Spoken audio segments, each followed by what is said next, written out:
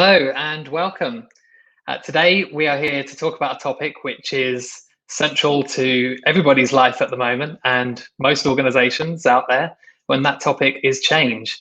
And to do that, we are welcoming somebody who's had a huge influence on my career and taught me a huge amount about how I can help other people and other organizations go through change. That's Dr. John Kotter. Welcome, John. Thank you, Bobby. It's a pleasure, really. Thanks for spending the time with us. Really appreciate it.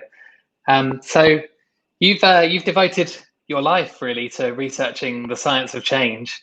And before we get into the actual science, why is it that you did this, and why do you think it's so important to the world today? Well, my original interest was in why some managers and why some organizations seem to so outperform others. So it was more just generic performance.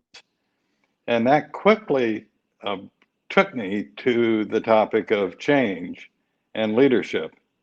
That is to say, better led companies with more people providing leadership seem to do a lot better. And the reason for that is leadership was the central force in dealing with a changing world. And we were getting increasing, even back then at the beginning of my career, an increasing changing world. So that's the kind of thread that led to it. And I've stuck with it because, of course, the rate of change has done nothing but go up even more. There's more change, it's more volatile, it's more hard to predict, and it's more of a threat and an opportunity for all of us. Mm-hmm. Yeah. And we've probably all, wherever we are in the world, got examples of organizations that have failed to change when a new entrant has seen an opportunity to disrupt their industry as well. Absolutely. So we'll get into some details and examples, but you've been researching the science of change. So what are some of the key principles or sort of core findings of your research?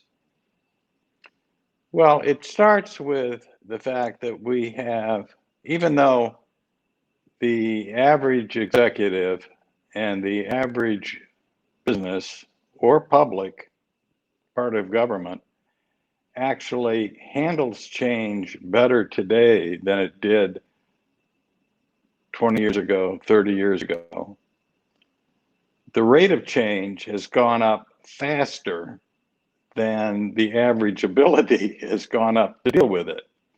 So we're having this growing gap between the demands placed on us to be adaptive, agile, get ahead of the curve, and individuals and organizations' capacity to respond. And what the science of change tells us, first of all, it helps explain why the rate of change has been going up, not just for a few decades, but literally for 150 years, driven originally by the Industrial Revolution, and why the most logical expectation is it will continue to go up. It's not going to level off anytime soon. But it also, particularly brain research from the last 20 years, is demonstrating more and more clearly that we as a species, our central bias is toward survival. And for survival, our bias is toward getting in a comfortable, stable condition. We have the capacity, obviously, to learn, to adapt, to change, but it's much newer in an evolutionary sense. And it's not nearly as strong as that survival instinct. That means in the face of increasingly rapid change, unconsciously, we are hardwired not to immediately, automatically kind of go with the flow and try to get ahead of things. The science of change at the organization level also shows that the modern organization is the product basically of the end of the 19th century. And it leveraged off of new technology from the Industrial Revolution. And its bias is toward being able to consistently and reliably produce a large number of products or services for a increasingly large audience. Its bias also is not for adaptation, agility, change. Not that it can't do that, but that's not its central driving mechanism. So you put the two together, organizations built for an environment of 150 years ago, human beings built for an environment of 100,000 years ago, and plop them into 2021, which is now going, at times it seems like 900 miles an hour, and you've got a potential real problem. Good news is we've learned a great deal from studying changing organizations and leadership about how you can reduce that gap and actually get people to be much more flexible, adaptive, on top of things through leadership, and how you can get organizations, even large organizations, to behave in ways that we associate with small, highly successful organizations. That is to say, quick on their feet, fast to react, etc. And for from society's point of view, where the number of challenges we face these days is just staggering globally, we need a lot more organizations and a lot more people like you and me, Bobby, and our bosses and our colleagues to get better at change. Mm-hmm. Yeah, I don't think you will get anyone disagreeing with us there, John, for sure. So, almost all companies, I'd imagine all organizations, go through regular strategic planning, either annually or biannually. So, this has been the strategy that people have taken to deal with change for a very long time. So, is that not enough? What else is there? What other techniques are there that are more successful? Strategic planning, first of all, only goes back into the 1970s and 1980s, believe it or not. And it can, under the kind of conditions in which it was born, help organizations adapt to a certain level of change. But strategic planning, as it has been developed and is still used by most places today, is what I call management centric. Management being planning, budgeting, organizing, staffing, metrics, controls, et cetera, to produce efficiency and reliability. Leadership is much more challenging status quo, looking for opportunities, creating a vision, communicating that in a way that gets people to buy in intellectually and emotionally, and then creating space for them to run with it so that things can actually change because you've got people aligned and energized to make them change and take advantage of the opportunities.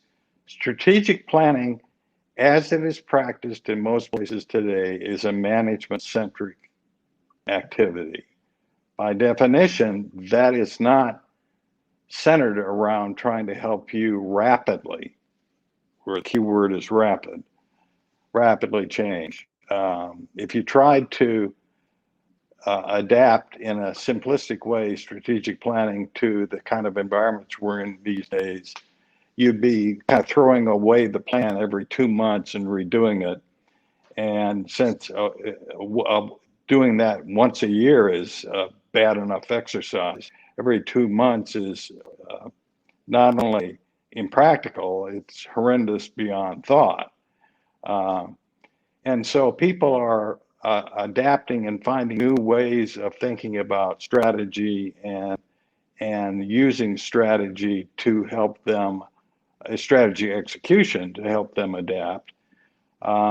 but they're also taking anything that can drive change and trying to fold into it kind of principles that we've learned that from change science. So that would include the obvious digital transformation, but M&A work, cultural change, restructuring even. All of those can be done in ways that create more problems, even though they're designed to help you change to meet the current requirements as the world is changing around you. All of those can be done in ways that either kill innovation or slow you down or cost too much. And they can be done in new ways that are more compatible with the need for speed, agility, etc. And the very best organizations are infusing into their digital transformations, into their strategy exercises, into anything that's associated with the M&A, into any cultural initiative, into agile methodologies, etc. This new way of thinking, which at its heart is, again, more leadership centric than management centric. Okay, gotcha. Thanks very much. That sounds really intriguing, and I get the feeling that that your research also has a model for how to do this successfully as well. So you talk a little bit in your research about the dual operating system that successful companies are adopting. Can you talk a little bit about that and what that looks like? Sure. It's useful to remember, if you've ever read about it, that organizations tend to go through a life cycle where when they start,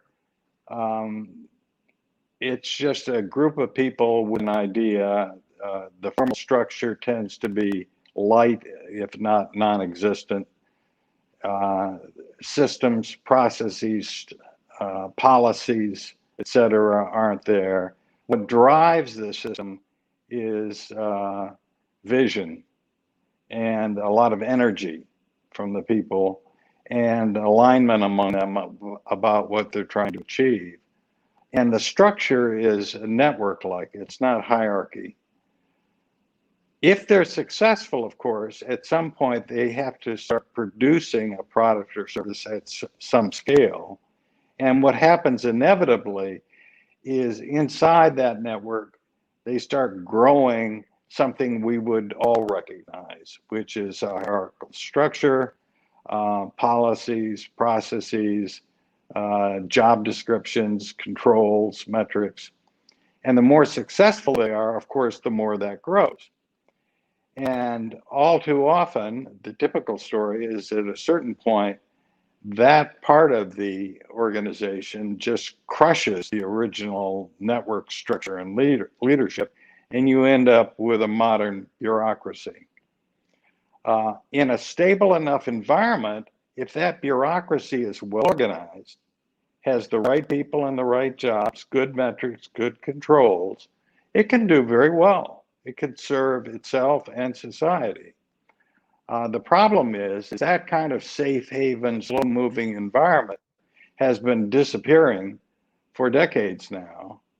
And anybody that thought that a rapid, unexpected change could never enter my world got a rude awakening a year ago when it entered all of our worlds through a mechanism that nobody would have predicted, I don't think.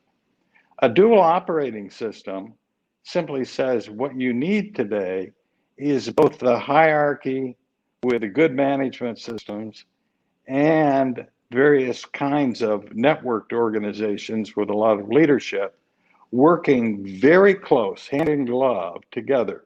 One, to produce meet your commitments each and every day, each and every week, each and every quarter for the financial community. And you need and to adjust to an ever-changing world. And it's not two separate organizations. When we say dual system, we mean two pieces that are a part of one system. Starting, 30 or 40 years ago, people started to see this coming at them. And one of the solutions was to basically have two organizations. So what would be an early example? Xerox in Rochester, New York, and the Palo Alto Research Center out in California. The concept being one is very good at selling this week's quota and manufacturing this week's stuff and doing it at a huge scale. And the other would dream up all kinds of great stuff, pitch it over to the mothership, who would then produce it, and all would be well. That didn't happen in Xerox's case, and it hasn't happened in almost any case. Because what happens is the mother organization, they're so different, and they're staffed by different people. They don't trust each other. They have negative stereotypes about each other. One sees the other as a bunch of bureaucrats, and the other sees the other as a bunch of wild, crazy, goofballs. And it just doesn't work. But a dual system has not two organizations, but one organization where everybody's got a job in the hierarchy. And over time, people kind of spin out of the hierarchy doing their day job, but because they feel so strongly about some initiative, they literally beg to be a part of it and work over in a different structure or network and in a different behavior, basically. They're not trying to manage a project. They're trying to lead an initiative to produce change, to take advantage of opportunities that are being brought to them by an ever-changing world. And what we've learned since we created a consulting company that you know of, Bobby, that's named after me a decade ago, is that you can take a mature organization that has lost its network component and, in a sense, grow the network component, but tightly aligned with a hierarchy, and get the benefits of both. And that's where the world is going to have to move. I mean, the number of organizations that are really good at that right now is very, very small. But all organizations are going to have to continue to be reliable and efficient and become much better at being adaptive and agile. And it's going to require that dual structure. Okay, so I want to dive into a couple of things that you said there. So just to clarify, you're saying that people have full-time jobs in the hierarchy, whether they're a salesperson or doing service delivery or engineering a product or something like that. And then they go and do extra work on top of that in the network. Where do the cycles come from? Who pays for that? Well, there is no payment per se. Remember, people's energy, your energy, my energy, anybody listening to us, is not a zero-sum thing. It can expand or contract. When we get depressed, it contracts. When we get passionate about something, it expands. And it's because of that it's possible to have people doing their regular jobs, and yet not all the time, not 365 days a year, year after year after year, but occasionally to flow over to something that they feel strongly about. And it all adds up. Energy expands, they can do both jobs. It's exciting and meaningful. Sometimes it's a nice change of pace from the regular job. Sometimes they get more visibility up to upper management because it's an important strategic initiative, which is good for their careers. And once you get it working well and you are sensitive to what allows networks to collapse, which can happen. You can have people volunteering like mad, and they volunteer for 2 meetings and then they disappear. Okay? We've all seen this. And that just means you haven't set it up right. If you set it up right, first of all, people, when they volunteer, have a sense of what they're really volunteering for. They have a broader vision of the opportunities in front of the firm, and they see how this initiative could connect to something that's really important to people. And it connects to something that they care about. So they have a natural kind of sense of urgency. I want to grab this. And that's a very good basis for. Two, you don't just throw people together in a network and say, do your stuff. It requires obviously some leadership. And so you set it up that there is somebody in there that understands how a networked organization works and how you can pull together volunteers and get them on board and get them organized. And then most of all, it requires proof of concept, so to speak, by producing what I've called short-term wins, real wins. One of the major reasons that network organizations collapse is people are excited, they get in there, and then either immediately after listening to the first meeting or two, they can't imagine how this group is ever going to be able to achieve what they're talking about, or they hang in there for a while, but there's no proof, there's no solid evidence that they're making progress. Short-term wins fuel continued passion, bring in more people if you need them, and can keep an initiative going all the way to the end and help it to solidify, if you will, after it's made a change and be sustainable. Okay, I'm starting to understand it now. So, if you're a leader, and I think probably all organizations have some element of this network side happening naturally. In some organizations, it may be very small, but I think probably every organization has some passionate people who are going above and beyond to try to drive change.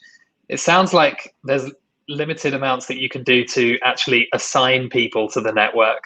And that role sounds like it's mainly around sort of facilitation. So if I'm a leader and I'm listening now and I want to help to, I guess you have to nurture the network.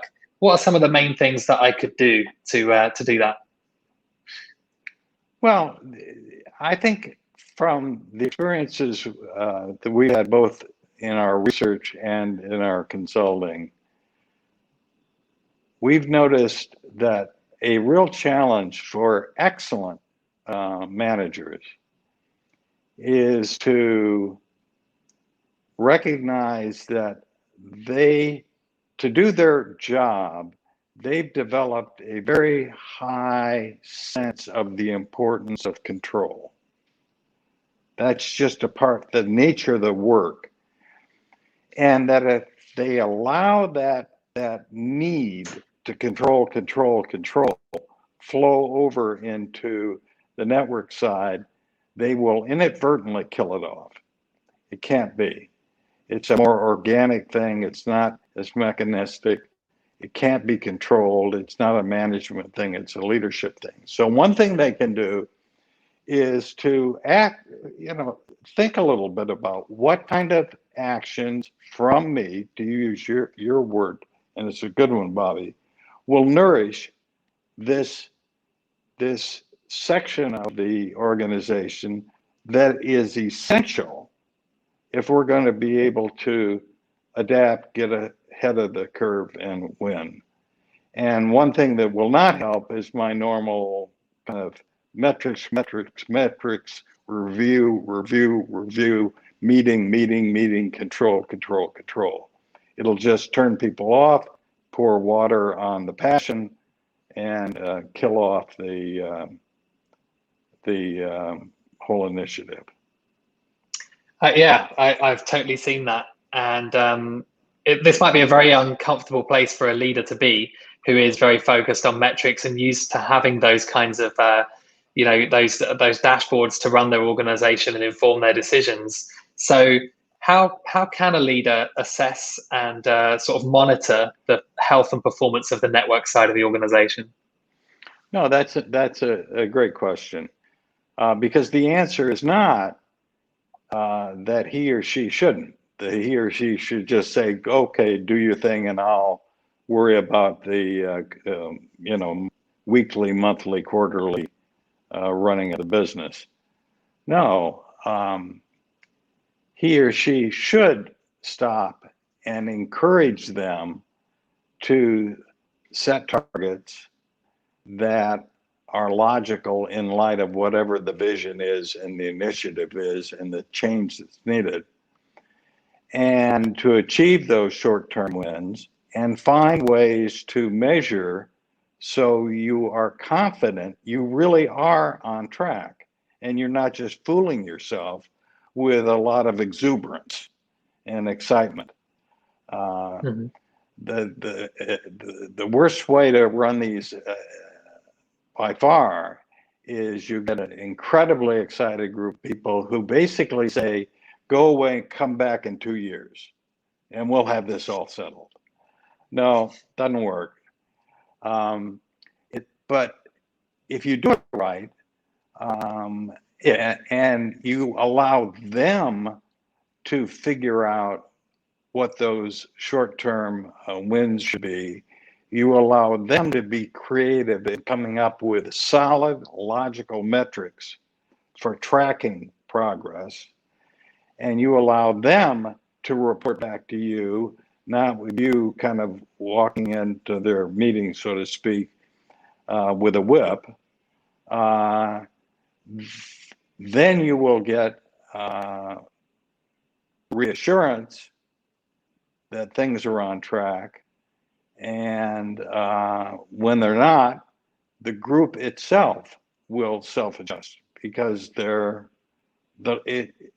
evidence is there and they don't want to fail. I mean, as a matter of fact, the more passionate they are about something, the more they will react to wanting to self-correct to get things back on track. Mm-hmm. Yeah, so sounds like it relies a lot on the autonomy, which is probably linked to the volunteering nature.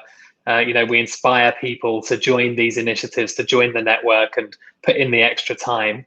And we have to give them autonomy. Otherwise, if we try to control it too much, then we'll crush it. Yeah. So just flipping from the leader perspective, but so from an individual contributor perspective, if you're listening to this as somebody who is not in a leadership position, you don't have a job title of authority or anything like that, and your organization doesn't have a specific program around managing the network, it's all kind of happening naturally right now. What sort of level of executive buy-in is required to get something like this started? Like, could I, as an individual contributor, just decide that I'm going to start nurturing the network, or do I need some level of leadership buy-in to get it running? What we found is that without, as you say, some minimum level of executive understanding and buy-in, what will happen is they will misinterpret at some point your actions, wonder why you're not doing your job, and shut the thing down. So it is essential that the top of the house on the hierarchy side understands the logic of this, understands the science behind it, ideally, and understands how it works in a best case scenario situation, and how it connects to what they care about and their own feelings about building the organization over time.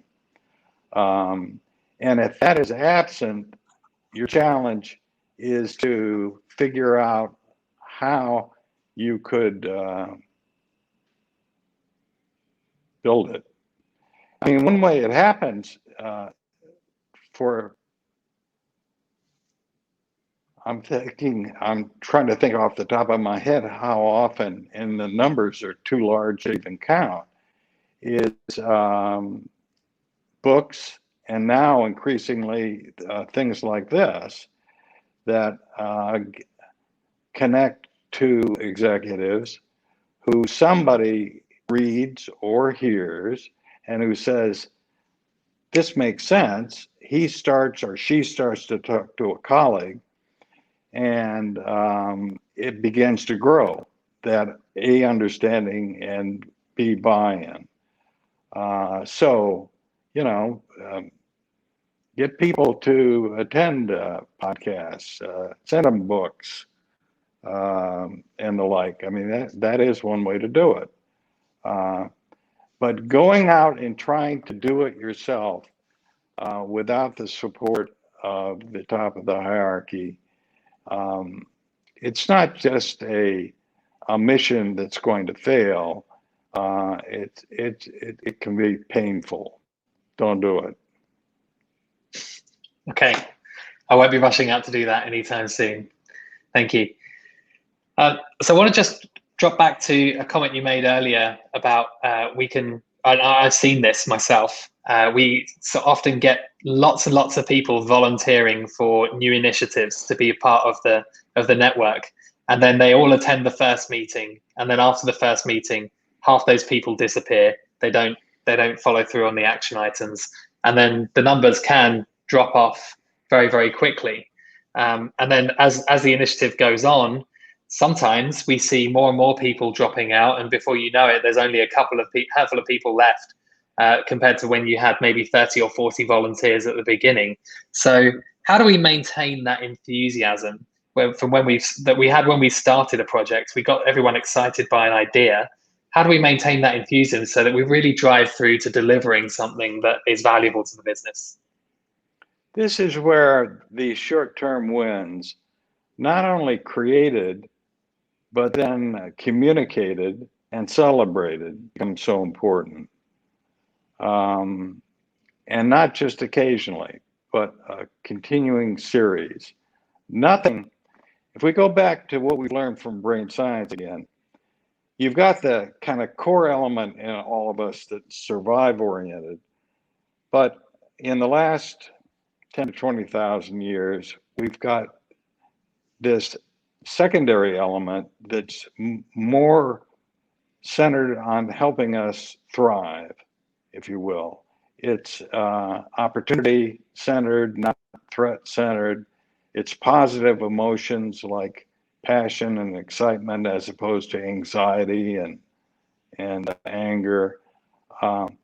And it doesn't produce peak energy like a survive fight or flight response can produce in human beings.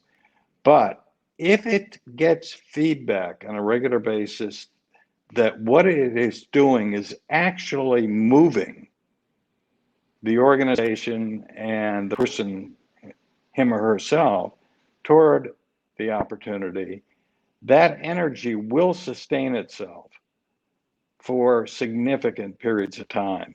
It's built into human nature.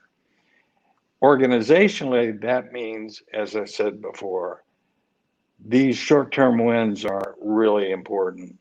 Getting them, celebrating them, patting people on the back, communicating around. Do that well, and people don't drop off, or for the most part. There are always going to be people that have to drop off because their regular job becomes overwhelming because of a crisis or because of a family situation. But you won't get the massive drop off and therefore the failure of the initiative. Um, Never underestimate the power of short-term wins made to happen, celebrated, and communicated to solve the problem you're talking about. Okay, great. That's good advice, and I will do my best to implement it. Um, so sounds like there's a lot to do in terms of getting the network up and running.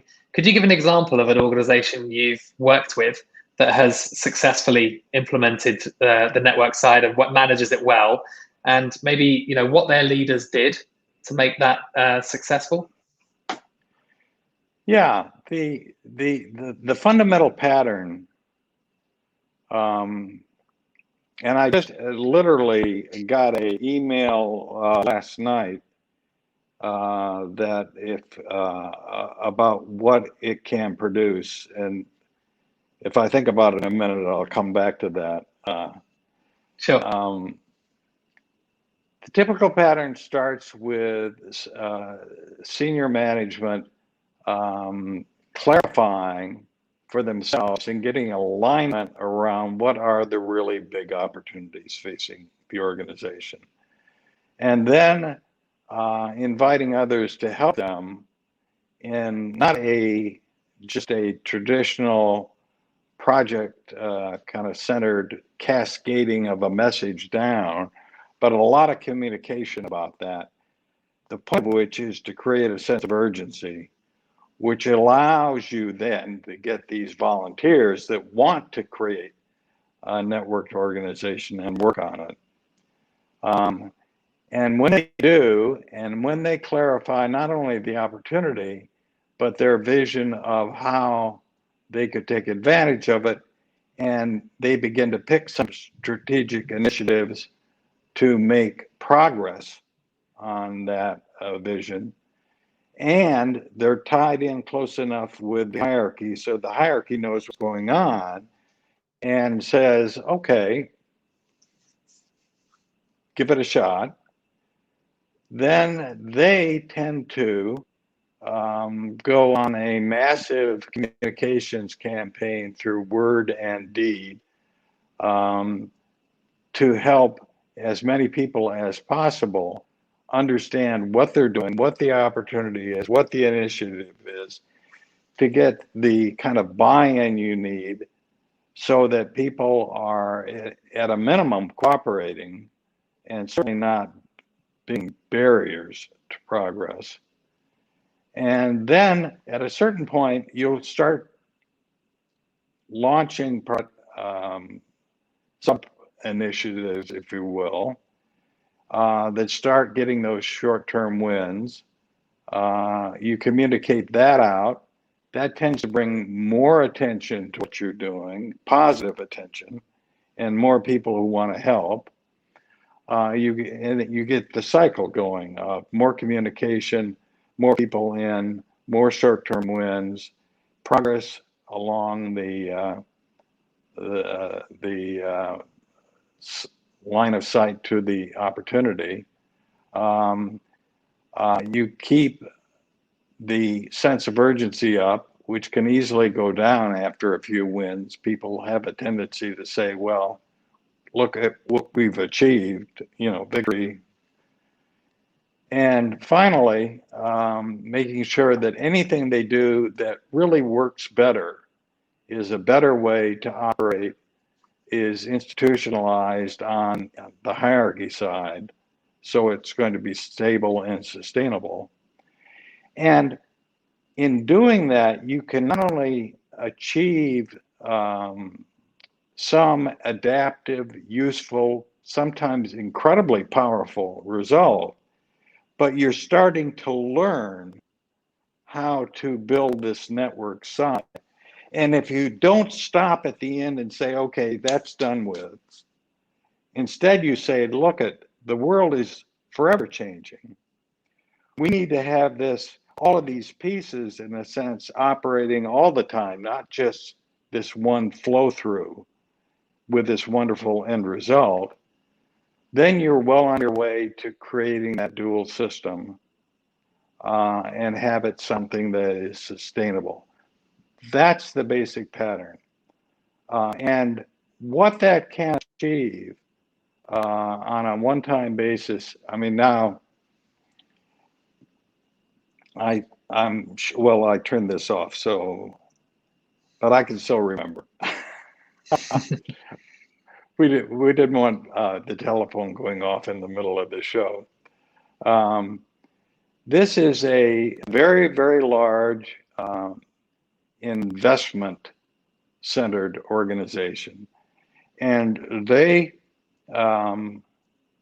set a target for 15 years out. So it's kind of like the people today who are saying in 2035 we're going to be carbon neutral.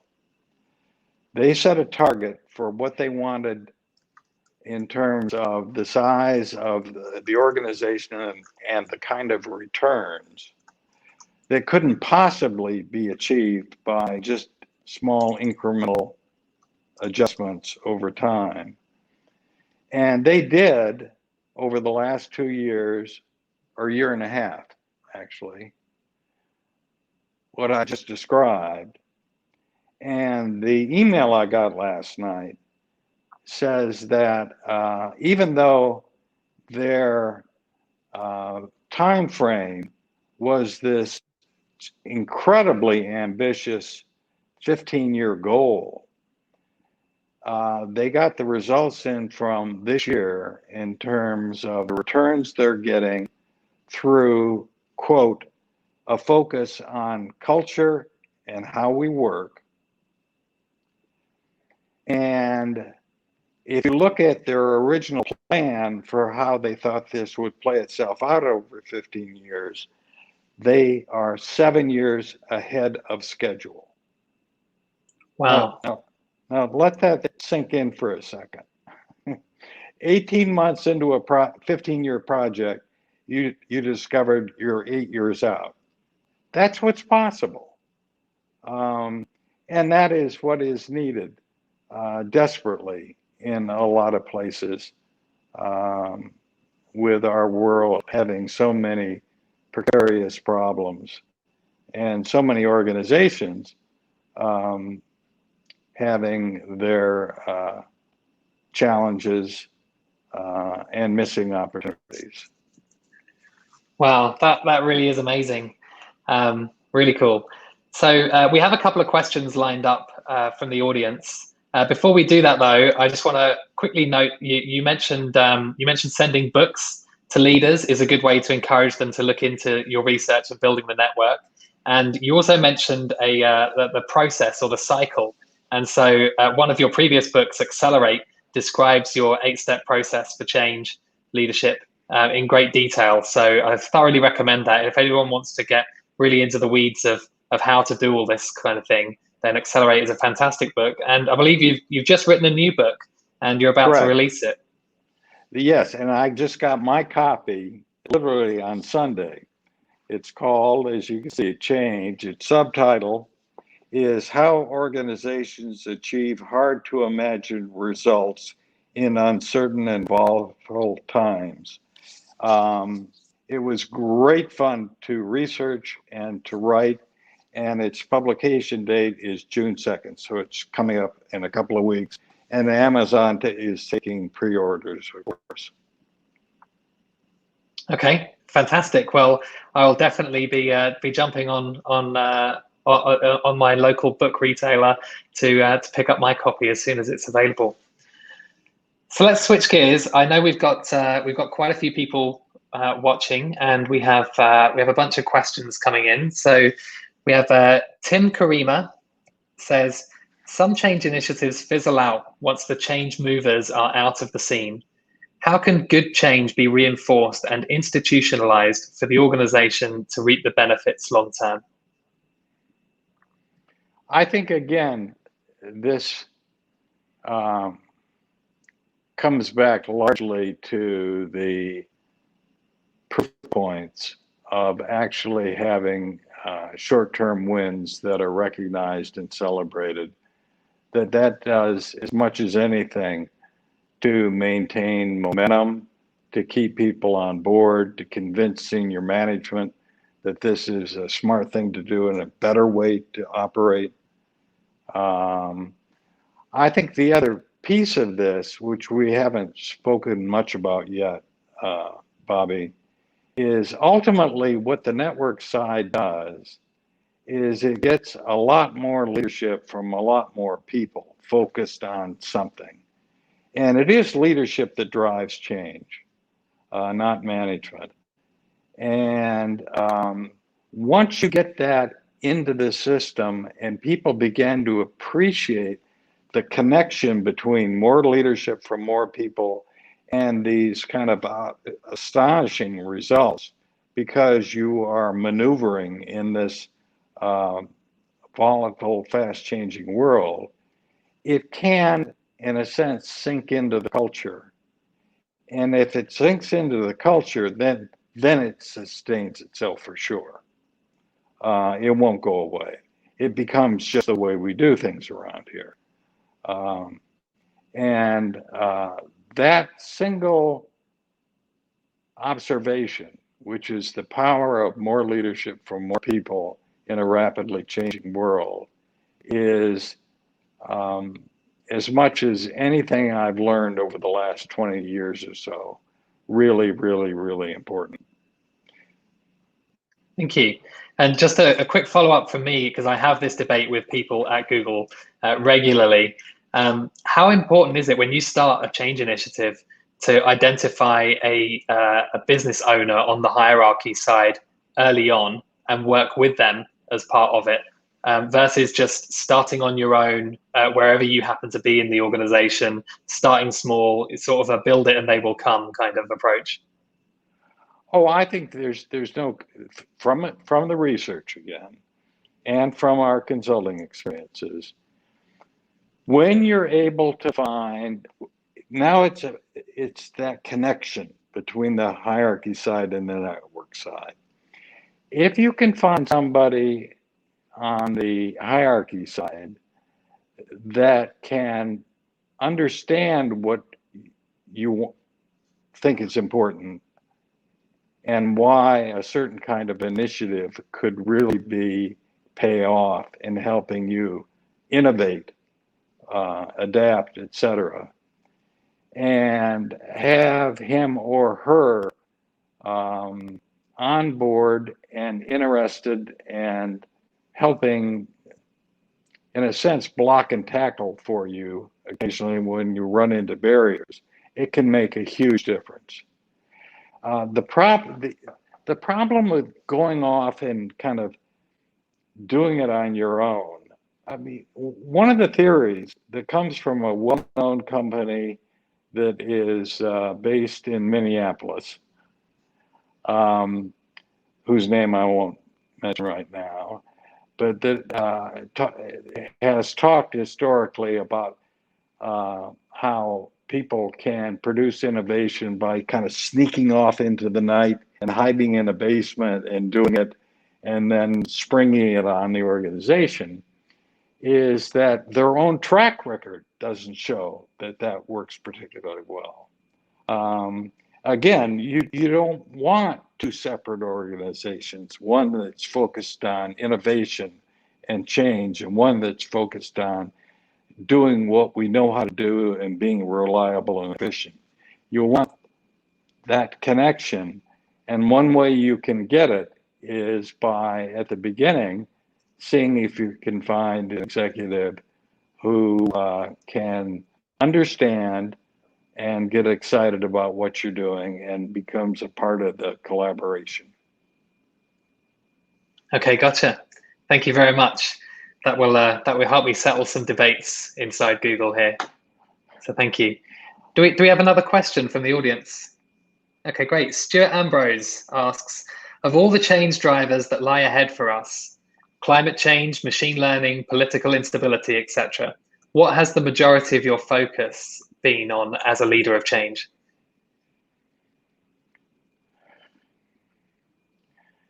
My focus personally is kind of one level up from that list. I think I am trying to, in a sense, create a social movement around leadership, a social movement that will see that it is the right and the certainly the ability for many, many, many, many more people on earth than we currently see to step forward under the right circumstances, provide leadership in the public square and in the private company. That when we get more people stepping forward, seeing that that is something that is relevant to their lives, that they can get not only help with crucial social problems, but in the process, get something back that is very personal, a sense of real meaning, that they're doing something that is not trivial. It's not just making money for somebody else. It's not just grinding out a nice, but the world could do without it product. Um, when you can feel that, it really can make a difference, and that can come through um, you trying to help provide leadership, even if you're not in a leadership job, on whichever of those social challenges that speak most to you and to your heart. Cool, thank you. We have another question from the audience. So Luke Maris asks, what incentive structures can leaders put in place to ensure organic adaptability in an organization? One of the questions that I remember being asked by the CEO of a bank probably 10 years ago, when I was beginning to describe my understanding as of 10 years ago of these things we've been talking about for the last half an hour or so. His question was, yeah, but how do I pay these people? That is to say, the volunteers. What's the formula, And he asked all kinds of brought up all kinds of practical problems. And I remember sitting there thinking, okay, how can I explain to this very bright, obviously very accomplished man that you don't create a social movement, which is what he needed in his firm, so to speak, a social movement toward creating a level and availability of product to a broader customer base. You don't create a social movement by paying people. You create it by appealing to something inside them that wants to work on something important, that wants to have a meaningful job. And so the incentive is you give them space and the right structure in which they can kind of put themselves in and do something, have an achievement, and get the psychological rewards of that achievement. Inevitably, we have found that people who do this often get a career boost because somebody notices them for the first time.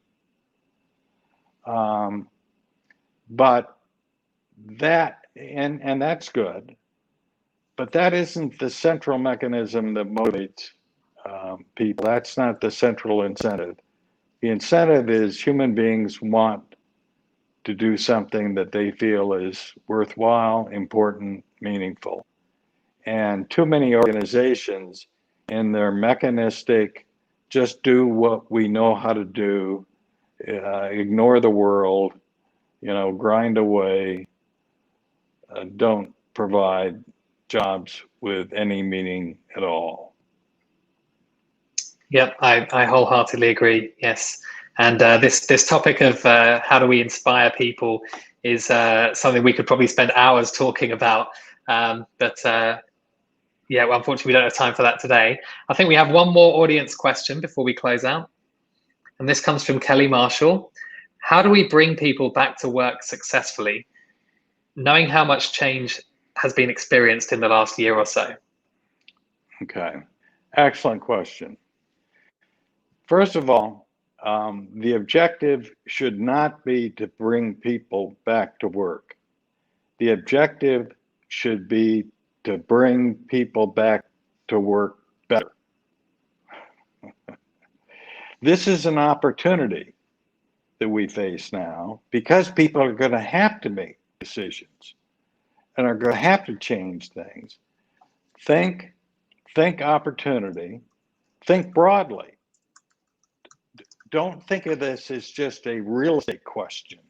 Do we have Harry or Harriet sit at home or sit in the office? Think about what they're going to do and how they're going to do it. Think about how we relate to each other, and how good we are at really dealing with change itself, and use that mindset to answer the question of how do we go back to work, and involve as many people in a way that we've been talking about now for the last hour as possible in helping you think it through. There is no way that one or two smart people or one or two smart consultants sitting in some conference room are going to come up with the plan for how to come back to work. The more that you can get your own people involved in the way that we've been talking, the more that you think opportunity, not just solving the short-term problem, the more something special can happen. And that's what we need. Thank you. Thank you. I'm told by our facilitators that we have time for one more question. And this comes from Ali McDonough. Hi, Professor. Do you have any recommendations on how to figure out which leaders in your company are best positioned to help you in your change initiatives? I think you need to just ask around. Just ask that question to people that you feel comfortable asking it to, and ask it to more people rather than less, until you begin to focus on some names, and then go from there. There is no secret formula. You want people who obviously understand leadership and you think could relate to the kind of initiatives that you feel strongly about. But you need data, and the best source of data is chatting with as many people as you can feel comfortable chatting with. Got it. Thank you very much. Dr. Kotter, it's been an absolute pleasure to host you. Thank you very much for your time today, and also for all your teachings. It's had a huge impact for me. I've used what you've taught to drive change at Google and at my previous employers. So I'm very, very grateful for everything that you and your consulting organization has done for us. That's terrific, Bobby. And thank you for being a generous host today. My pleasure. Thank you everyone for watching. It's been a pleasure hosting you.